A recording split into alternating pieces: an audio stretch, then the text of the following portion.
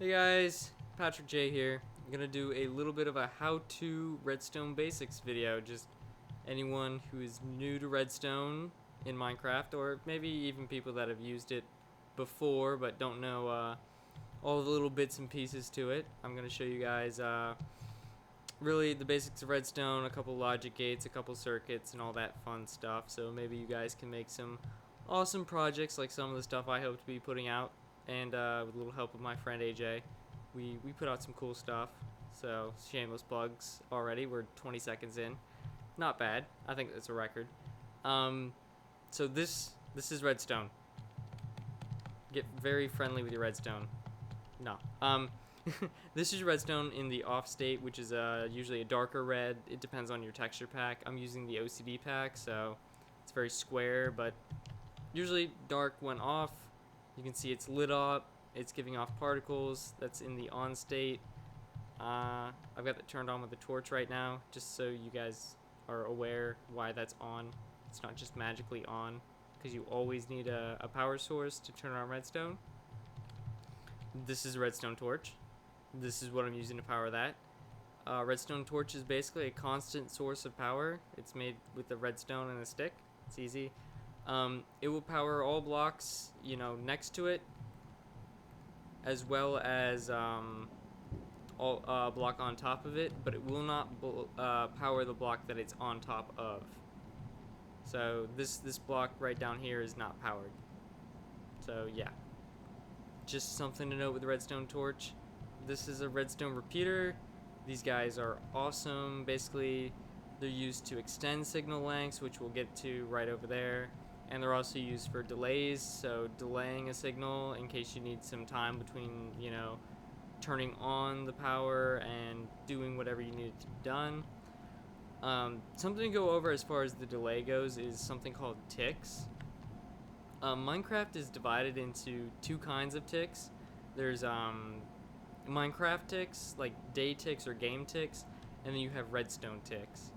And they're slightly different. There's 20 game ticks per Minecraft second, or per real life second, I guess.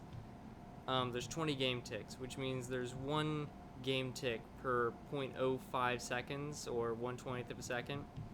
And then you have redstone ticks, which redstone ticks are half that. They're one redstone tick equals 2 game ticks.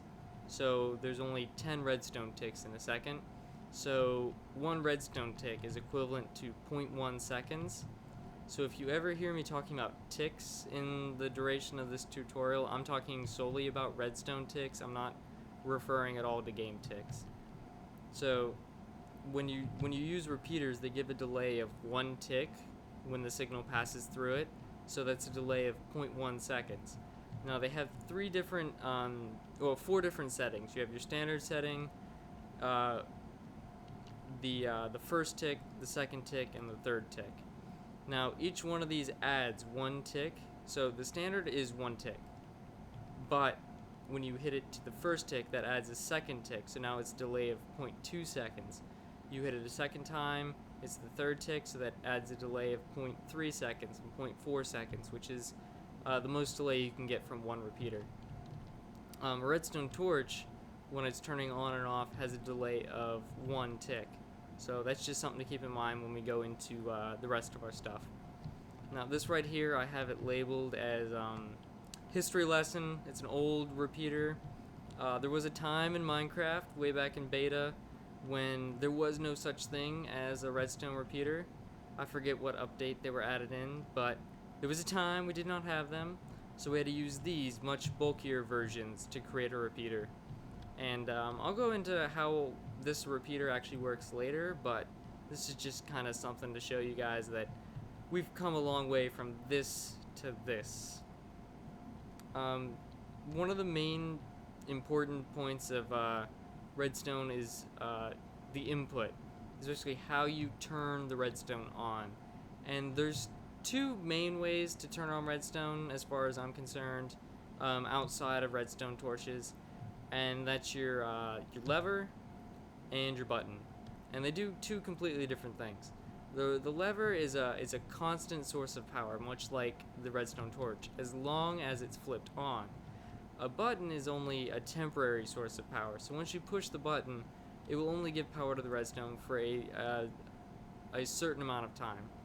So with a lever that's on a wall, if it's facing up, or the lever is up, the power is off. But when the lever is down, like this, just by right-clicking it, you turn the power on, which will turn this redstone lamp on forever until, I flip this lever back up. So it's a constant source of power. Now, the button is a little bit different. Like I said, it's temporary signal, or temporary power. So once I push it, it will turn on the light, but only for a certain period of time, and that's until the button depresses. So you can push it over and over and over again, but it's only powered for a short amount of time. So those are your two main power inputs outside of your redstone torches, your redstone blocks, and the other permanent sources of power. Something to note on redstone is the signal length. You can turn on redstone, with a lever, but the signal is only going to reach a certain distance, which is, in redstone's case, it's 15 blocks, which here I've got this noted at in 5 block increments, 5, 10, 15, 20. So redstone will only reach 15 blocks before it loses power. So here, let me turn this on. You can see it's powering all of these lights here. And when we get to 15 blocks, notice, it's very dark compared to where we started. It starts off very bright, and it gets dimmer as you go. The longer the line is, the weaker the power is, and the darker the redstone is. So it goes all the way to 15 blocks, and then here we can see this block is no longer being powered. You don't see any of the particles, and the light's not on. So redstone has a length of 15 blocks, which is something to note, which is why we use repeaters to extend that signal, and I'll show that in just a second. The reason why these lights are turning on is basically what it is this redstone dust is powering the blocks that it's on top of. Now that's another feature of redstone dust. This dust here is powering this block, which means anything attached to this block will turn on. For instance, that redstone lamp, or this one, or this one. So that's why those lamps are turning on. These aren't powered, so it can't power the block and it can't turn on the lamp. Now, grab my remnants, go over here, and we'll check this line out.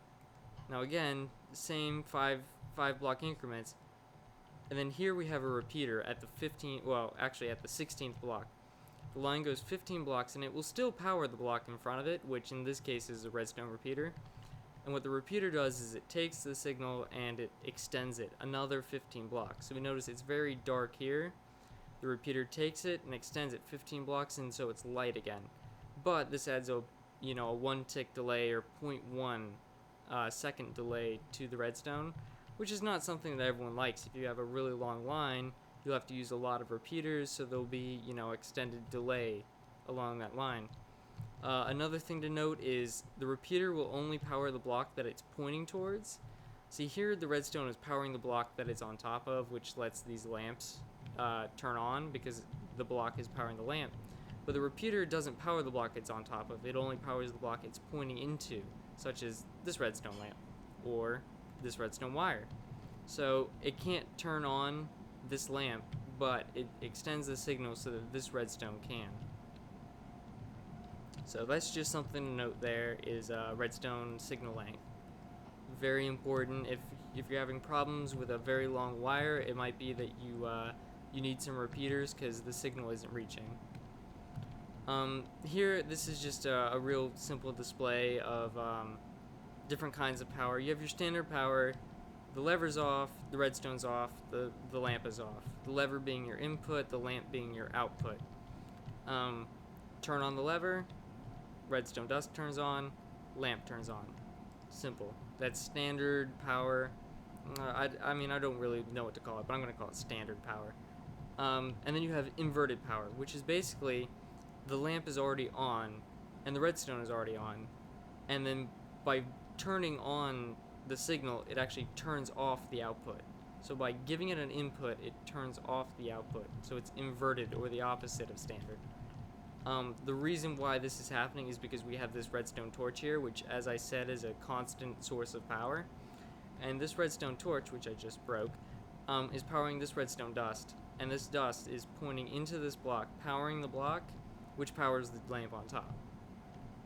When you use this lever to power this block, it turns off the torch, because if a torch is on top of or connected to a powered block, the torch will turn off. It's just one of the mechanics of redstone torches. So with the inverted power, when the signal is off, the input is off, the output is on. When the input is on, the output is off. So it's just kind of reversed from standard power.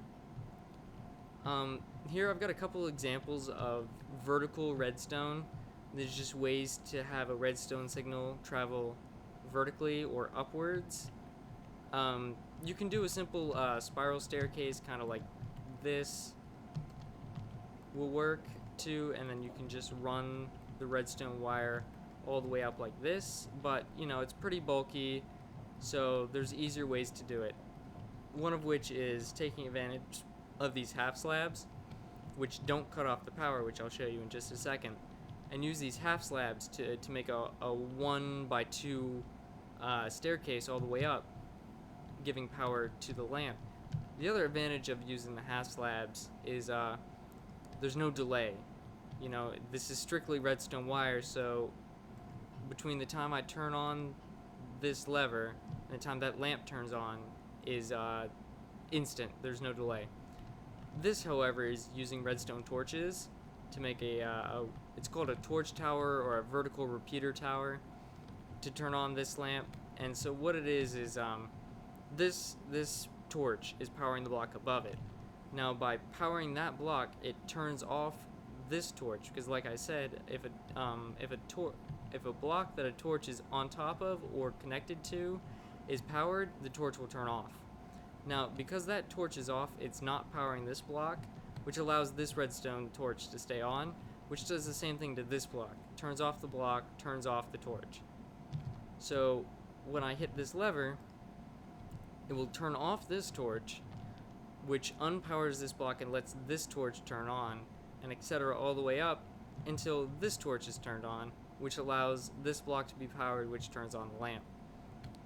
One of my issues with this is the delay. Like I said, torches have a 1 second delay between turning off and turning on. So, I mean, not 1 second, 0.1 second. So it's 1 tick delay. So there's 1 tick between this turning off and that turning on. Then there's 1 tick between that and that. So it's actually 1, 2, 3, 4 ticks delay between that lever and turning on this lamp. So that's 0.4 seconds delay, while this is instant. This is another version of the torch tower. The advantage of this is that it powers all of these blocks here, or unpowers all these blocks here. It's just a little bit different. It takes up a little bit more room. And another issue with it is it's twice as many torches, which means twice as long of delay. So again, you can even see the delay here. If I flip this on, then it takes the lamp a little bit to turn on. I think it's 0.8 of a second, so 0.8 seconds. What I was getting to here with the half slabs is that you can cut off redstone. Redstone needs to be direct, so I'll show it here. Actually, I can't show it there. Let me do... what do I want to do? I'll just do it over here. So if I have this redstone line here and this redstone line here, and I power it with this lever, this will turn on this lamp like this, because the redstone line is direct. But if I were to use a solid block, like say this yellow stained clay, and I put it here, you notice it cuts off the line, and so the redstone no longer appears on the side of the block. And what happens is the redstone is no longer connected, so when I turn on this power, it can't turn on power here. Now, one of the things with to get around this, if you need a block there, is using glass.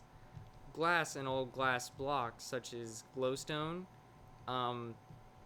won't cut off the signal. It allows the signal to pass right through it. So if you needed a block there, you know, to put whatever, say a repeater, actually you can't put a repeater on those, But if you needed a block there, then you could use glass, or you could use half slabs. If you put a, it would have to be a vertical a top half slab. So a half slab that's on the top of the block instead of the bottom of the block. So this, even though this is technically occupying this whole block space, it's not cutting off this redstone. Now, if I were to place the other half of the block, it makes a full solid block, and that, cuts off the line. So that's not good because, you can't receive power. But the reason why this works is we have all top half slabs, and so none of the redstone line is actually getting cut off here because we're using the half slabs. So that lets the power reach the top. That's pretty much it for vertical redstone. As far as going down or bringing a redstone signal down, there's more advanced options this is a very basic tutorial. I'm not going to go into those. So the most basic way is to simply do what I showed before and just make a downward spiral like this, and then putting power there and bringing your redstone down. That's about the best way to bring redstone signal down. Over here I'm going to go over some different logic gates and circuits. It sounds complicated, but it's really not. Just a quick rundown. This is called an OR gate, and this is a NOR gate, an AND and a NAND gate. This is a fence gate. This is an XOR gate, an XNOR gate.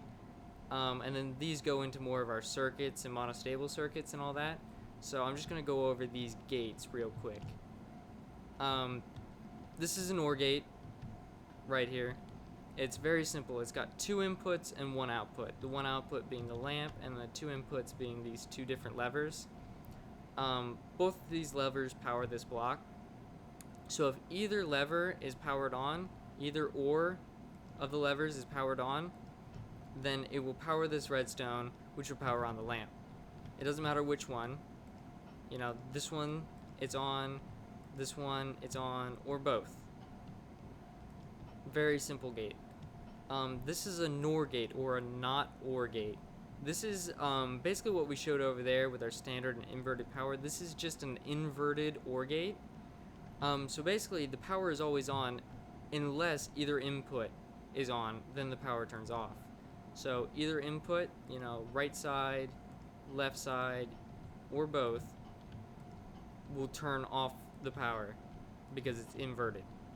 Then we have an AND gate. This one's a little bit more complex. To make this one, you've got your 3x1 set of blocks. The side blocks each have a redstone torch on it, a piece of redstone dust between them, and then a redstone torch on the front of that block, and then a piece of redstone, our block, and then our redstone lamp, which is our output. Basically what an AND gate is exactly what it sounds like. It's AND, which means both of our inputs have to be on for the output to be on. We have to have this lever and this lever to be turned on for the output to turn on. If only one of them is on, then the output will be off. How this works is very simple. These 2 torches are both powering this piece of redstone dust, which is powering this block, turning off this torch. So if we power this block, it'll turn off this torch, but this torch, which is still on, is still powering this redstone dust, which is keeping this torch off. But if we power both blocks and turn off both torches, that turns off this redstone dust, and that lets this redstone torch turn on, which gives power to our input. So if you ever need something where you need 2 inputs for you need both inputs to turn on the output, say some kind of a lock or a door, then AND gates are a really simple way to do that. This is a NAND gate, again, much like the OR and the NOR. An NAND gate is a not AND gate, although it actually is an AND gate, so I guess that's not an accurate description, because you do need both inputs. It's just an inverted AND gate. See, here we don't use the redstone torch, we just bring the line straight to our output. So this means that the output's always on because these torches are always on. But if we turn off both torches, it turns off the redstone line, which goes straight to the output. So again, it's just like an AND gate, just inverted. This is a fence gate, opens, closes, pretty simple. Gates. This is an XOR gate. This one's different. It's more of a it's an either or type thing. Like the OR gate is you can have this one or that one. This is an either or thing, which means if I turn on this signal, that lamp will turn on. If I turn on this signal, that lamp will turn on. But if I turn on both, the signal turns off, because you can either have, it's either or input, but not both. Basically, it's a differing in states of the levers or the inputs. If the inputs have the same state, either on or off, then the lamp will be off. But if the inputs have a different state, one on, one off, the lamp will be on, such as that. This one's a little bit harder to build, but it's still not that bad. We have a Tetris piece of blocks here, that standard, yes, Tetris piece, which has a torch on top of both ends and a torch on the front of those blocks, as well as 2 pieces of redstone on top. Then it also has a torch here on the front of this block, a piece of redstone on either side, and then we have a block on both sides, and a piece of redstone on top of each block. And then on the front of those blocks we have 2 more torches, and then 2 more pieces of redstone. And then that leads into our output. So how does this work? Basically, these 2 torches, much like in the AND gate, are powering this redstone, which is keeping this redstone torch off. And then these 2 torches here are powering this redstone line, which is keeping these torches off, which is keeping this line off, which means that our lamp can't get power. If we turn off one of these inputs, if we turn on one of these inputs, that turns off this torch and turns off this torch, which means this torch is still powered thanks to this torch, and this side is still powered thanks to this torch, but this side has been turned off. These 2 pieces of redstone here is turned off because it's no longer receiving power from here, which means this one torch can come on and power the redstone. However, if we were to turn on the other side, what happens is this torch is now allowed to turn on because neither one of these is powering this redstone dust. So since this torch is on, it can now keep both this side and this side powered, which keeps both of these torches off. So no matter what, the torch, the inputs have to be differing states for the output to be turned on. This is an XNOR gate, same concept as our NAND and our NOR gate.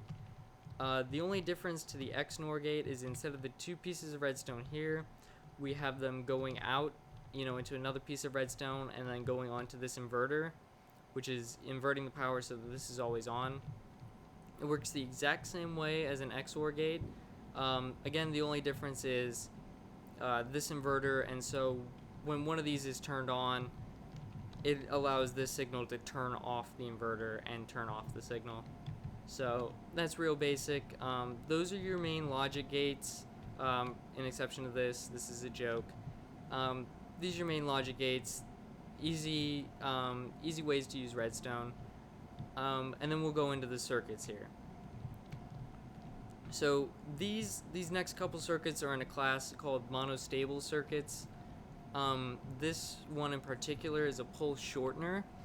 What this does is it takes any kind of input, in this case a button, and it shortens that pulse. So here, if we do this, and I show you, this is a normal button push. Keeps the light on for about a second. Then if we use this pulse shortener here, you see the light only quickly blinked on, probably for about a quarter of a second, if that. How does it work? This is my favorite type of pulse shortener. There's a lot of different kinds. A couple of them I think are broken at the moment, but this is one I've used for a very long time. Basically what's happening is we have this block here and this block with 2 pieces of redstone on it and this torch. And then we also have this block with another piece of redstone on it and this torch. And then here we have our 2 repeaters, one set to the standard delay and one set to 1 extra tick of delay or 2 ticks of delay. And so what's happening is when you push this button, it powers this line, which turns off this torch. And then by turning off this torch, the torch is no longer powering this piece of redstone dust, which allows this torch to turn on. But at the same time, when you push this button, it now sends a delayed signal through these repeaters. The signal is delayed by 3 ticks. This is 1 tick. This is 2 ticks to then turn off this redstone torch. So really what's happening is this redstone torch turning off takes 1 tick. This redstone torch turning on takes 1 tick.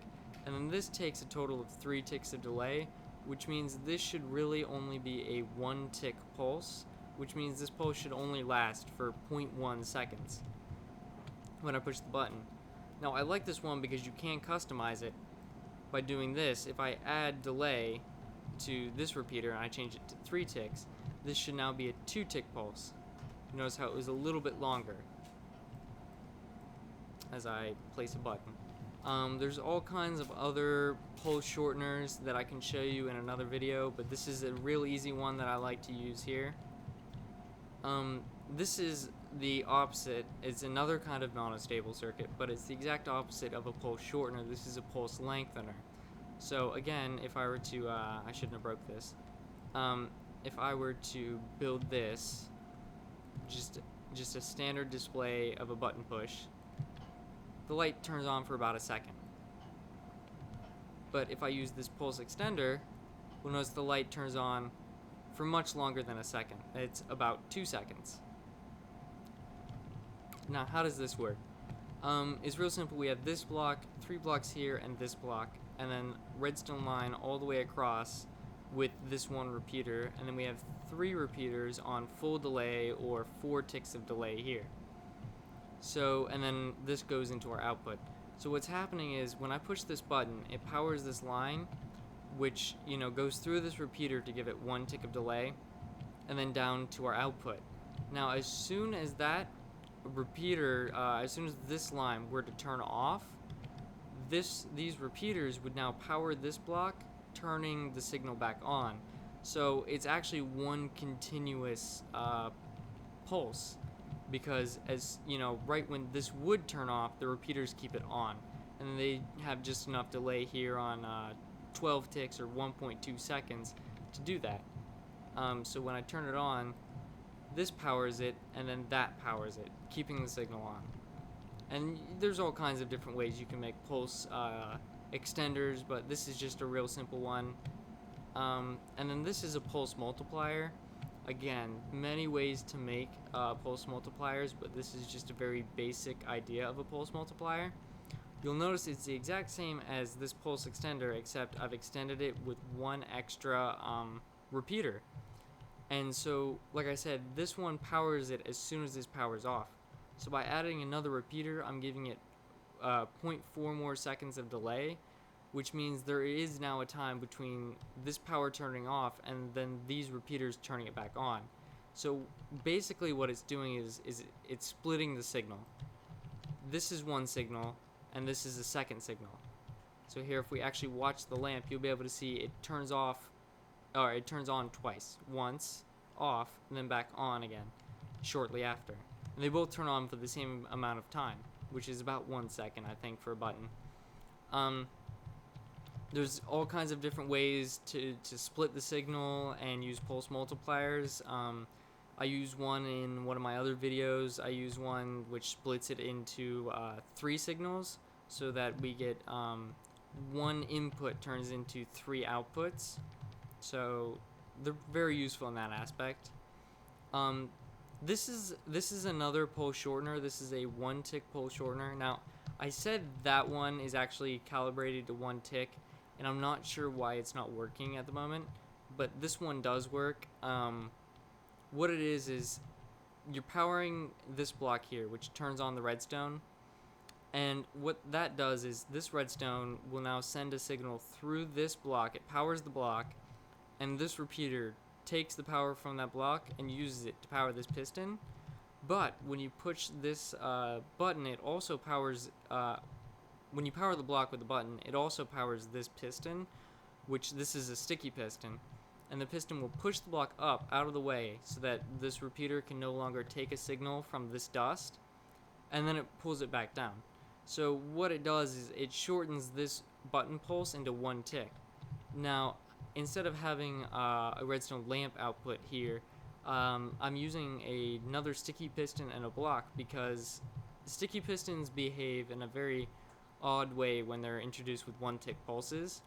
So here, I'll show you. If I turn on the input, you notice the piston flashed very quickly, and what it does with the sticky piston is, here, let me show you.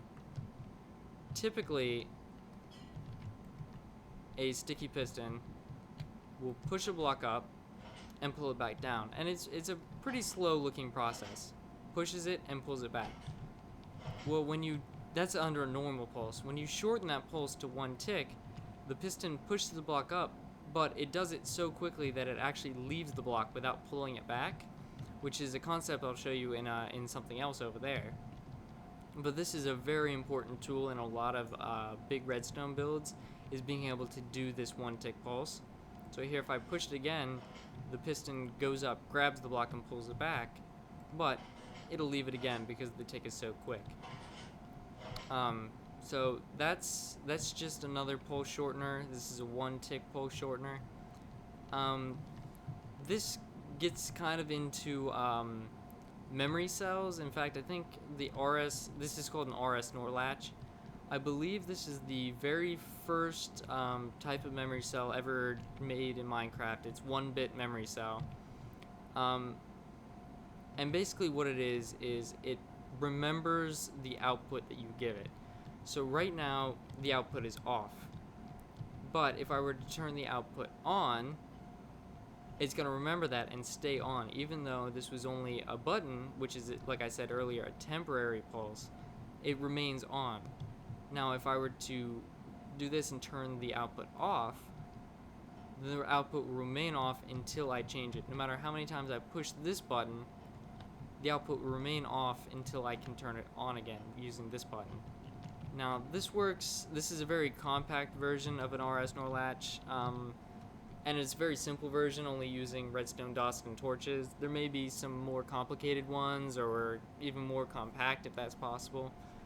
But basically how it works is we have 2 blocks with a redstone torch on either side, and then coming from those torches is 3 pieces of redstone, 2 here, and then 1 on top of the block with the other torch, and same on this side if I take away that piece of redstone. So what it's doing is 1 torch is able to power this line and turn off this torch, and because this torch is off, it can't do the same to the other torch. So what it's doing is it's keeping a signal. This signal is going to stay on unless I send an input to this block, or this line for that matter, and what that will do is that will temporarily turn off this torch. By turning off that torch, it will turn off the line, allowing this torch to turn on, and when this torch turns on, it will power this line and keep this torch off. So you see the line comes on, and in that 0.1 second delay between it turning, or between that delay of it turning back on after the button, this torch has now turned it off. So it just remembers which state that you give it. This is another very useful circuit to use. And then the final circuit I have here is a T flip-flop. This is another, I think it's considered a memory cell. I wouldn't quote me on that. But this is using the same 1-tick pulse shortener that we have here. Basically, when you give it 1 input, say this button press, the signal will turn on, and it will remain on until you give it another input, which will then turn it off. So it's just an alternating on-off signal using a button instead of, say, a lever. How this works, this is the same type of 1-tick pulse that we have there, except instead of having the sticky piston here, I've put the sticky piston here, which this repeater is powering this block because it's pointing at the block, and powering this piston here, which has this redstone block. Now, a redstone block is much like a torch, except it's a torch where it's always powered. except for the fact that it's in a block form so that we can push it with a piston. You can't push a redstone torch with a piston, it'll just break the torch. So what this does is it pushes and leaves the redstone block here, which is powering that line, and turns on the light. And that light will remain on until we give it another pulse, which will then have this piston grab the block and pull it back with it, which means it's no longer touching the line and it turns off the light. There's many different kinds of T flip-flops. Again, some are more advanced than others. This is just a very simple to replicate, simple to understand type of T flip-flop. I use it quite a bit. In fact, I used a lot of these quite a bit. And this is something most people don't realize. I mean, these are very simple logic gates, very simple circuits, and monostable circuits and other kinds of latches. But what people don't realize is most complicated redstone is just a combination of these logic gates, or these circuits, or these monostable circuits, or these latches. It's just a combination of them working together to make something. You can have an AND gate connected to a pulse multiplier, so that when you have both inputs turns on, it will activate a pulse multiplier and send out two outputs to whatever you need. I mean, that's a crude example, but whatever you need is just a combination of these things working together to build something bigger than itself. And obviously there's different versions of these things for all your different uses. 1 wide, 2 wide versions, all that stuff. And then you've got your basic concepts. You have your inverted and your standard redstone, your redstone length, and your different inputs. And all these work together to make all the different kinds of amazing redstone contraptions that you see people like Seth Bling or FE Disco or I believe Last Username and all these other huge redstone names. Everything they make is based off of these basic concepts. Like, we all started here, and we've just since advanced. So that's it for today, guys. It sounds as though my my little redstone lesson here has put my friend AJ to sleep, so it's probably done the same to you. So I'm just gonna cut the video off there. If you guys have any redstone related questions at all, any questions on any of the gates, how to build them, or how they work further in depth, anything more advanced in redstone, some more advanced gates, anything like piston memory cells or different kinds of T flip-flops and monostable circuits, go ahead and send me a message, leave a comment on the video. I'm going to have a couple links to a few of my pages like Tumblr and Planet Minecraft if you guys want to contact me there. I do run a Redstone Help Tumblr that I'm just starting up, so if you need me to have a look at any of your redstone devices, tell you what might be going wrong, why it's not working, I'll certainly do that. Otherwise, stay tuned for all kinds of other redstone builds that I plan to put up. I'm working on a project right now that's pretty big, so it's going to take me a while to finish, but it'll definitely be worth it once it's out. So look forward to that. Otherwise, guys, thanks for watching this very long and drawn out video and boring you guys to sleep, much like AJ over here. And you guys have a great day. Alright, bye.